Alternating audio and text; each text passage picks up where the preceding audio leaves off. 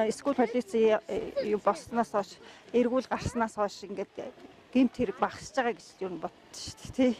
Эднэр ингээ байхгүй ингээ зогсохгүй байлаа гэж бодоход чинь тэгэл энэ тэнд янз бүрийн юм болно шүү дээ. Хүүхдүүд нэг нэгээ зохин зодон янз бүрийн гэмт хэрэг их гараад тэрнээс хүртэл юу сэрэмжлүүлдэг. Уг нь зүгээр хүүхдүүдтэй нэг өдөр ч гэсэн ингээд нэг өөрсдийнхөө цаг завыг зарцуулаад яхад би бол дэмждэг зүгээр гэж Эцэгчүүд нөгөө хүүхдүүдээ одоо нөгөө замаар гарч ахт нь одоо дохио өгч одоо хүүхдүүдээ аюул туслаас хамгаалж байгаа юм л да.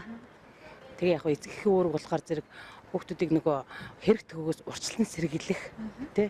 Тэгээд одоо энэ сургуулиуд дээр эргэн тойронд эргүүл хийж одоо сүүлийн мөлөгт айгүй хүүхдүүд нөгөө алга болгоод байгаа гэсэн шүү дээ. Тэрнээс урьдчилан сэргийлж бид нэр одоо энэ тиймэрхүү үүрэгтэй ажиллаж байна да. Энэ хүүхдүүдийг одоо хамгаалах эцэг эхчүүд нь одоо тэр нь одоо миний зүгээс хэлэхэд одоо ер нь жоохон хүүхдүүдээ ер нь авч ямар юм шиг санагдаж байна. Тэгээ ганц нэгэн хүүхд бол гүйжил байна. Тэгээ бас тэрийг одоо хянаал тэгээ зогсож хэн ирж авах нь үгээл хоёр үүдэн дээр нь зогсоод хүн болгоно нэг ажилтаа гэдэг бас ажилтаа бас нэг жоохон зав зай гаргаж бас хүүхдээ жоохон анхаарал гэж хэлмээр юм байна.